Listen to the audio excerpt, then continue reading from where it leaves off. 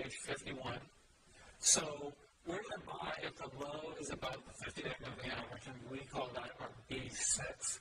So we're going to buy on an upper flat day, so just like the 21 days, so it has to be blue, when the intraday low is at or above an uptrending 50-day moving average. So with the 21-day moving average, we didn't care if it was uptrending or downtrending. So this is where it's a little different. The 50-day has to be an uptrend. So let's define that. An uptrending 50-day moving average is the day that the 50-day moving average is up from the prior day. So you can use your little track price MarketSmith to do that. So the buy signal 6 is reset by a sell signal S9, which is we're going to sell if the index closes below the 50-day moving average. It only triggers if there's a corresponding buy signal related to that moving average. So if you buy because you're above the 50-day moving average, okay, you're going to sell when you're below it. But every day that you're above the moving average, you're not going to trigger the buy signal. Every day that you're below it, you're not going to. So the sell signal 9 is reset by the buy signal 6. So when you're above it and it triggers once. When you're below it, it triggers once. Now you've got to wait for it to be back above it. So we have a little exception in here. So the exception is to cut down on getting whipped around with the 50-day, because all the institutions that are in big money, we use the 50-day moving average just like we do. And so around that, there can be some noise. So we really tested out different ways to cut down that noise as much as possible. So this is not perfect, but it will cut down on a lot of them. So if the index closes in the upper half of the range, then we're going to call it a shakeout. So the 50% or higher, as long as that index is within 1% of the 50-day moving average. So if it's down 1.5%, 3%, whatever, any amount more than 1%, you don't even look at the closing range. It's down enough that we say we want to use this sell signal. But if it's just within that 1%, and it closes in the upper half, that's going to look like a shakeout. We don't want to sell into that. We want to wait. So this is one of the ones you want to wait until the end of the day for. Let's look at some examples. It's on page 52. So you can see we have an uptrending 50-day moving average right here. And we're up on the day, and our low is above it. So we're going to go ahead and act. Now, over here, we've closed below it, and we're clearly in the lower half of the range, so we don't even have to look at the percent. So we're going to sell. And why we were saying that you can't have an S9 unless you have a B6 or vice versa, because this is also, this day here, this day, those would all qualify as B6s, but we don't want to use them because you haven't triggered the sell side of it. So these are in balance. You have a sell and a buy.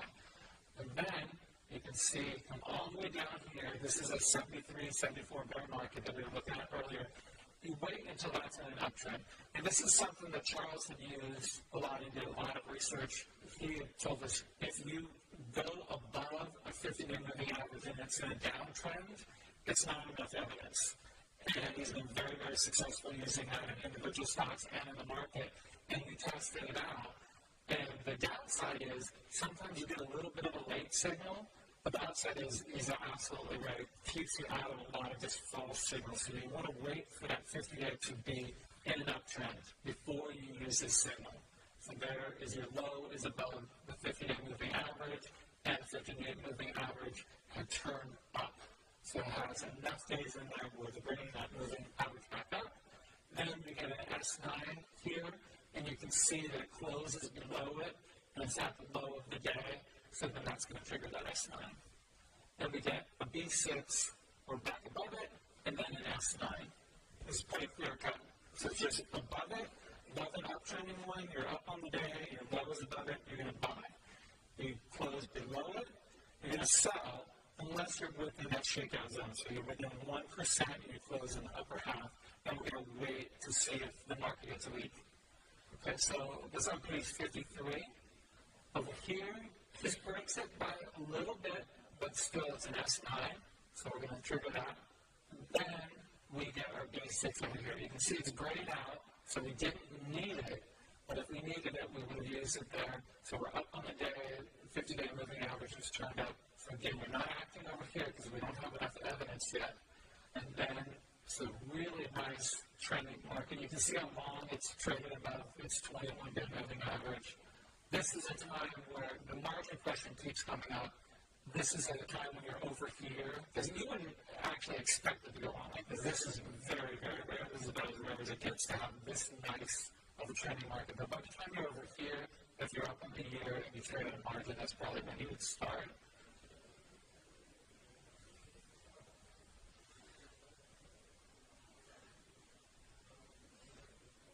Well, if we use the 10-day moving average, Bill would shoot us. So Charles uses the 10-day moving average with his individual stocks, and he does very well with it. It was hard enough to get a 21-day moving average in the system. And the 10-day moving average really has a lot of strengths, more so with individual stocks. But I do look at it on this, but keep in mind we're trying to put together a system that does what Bill does, and he doesn't look at a 10-day moving average. Our hands were tied with a lot of different things because the highest return was if you were in any given market, would Bill say to be 90% invested, would he say 100% invested or out of the market? And that's what we built, and it's very much in line with him. And I can't see it ever being out of line for him for more than a few days with what he's thinking, unless his stocks are really acting very poorly or very well compared to what the market's doing. So for any of those types of questions, that's why they're not in there. So here's our S9, and it doesn't matter if the 50 days in an uptrend or a downtrend, when you close below it, you're going to go ahead and sell based on that. Let's look at another example on page 54. After the 2009 bottom, and you can see where you get a little bit of choppiness around the 50-day. So we're above the 50-day, and the 50 days in an uptrend. So our B6 is there.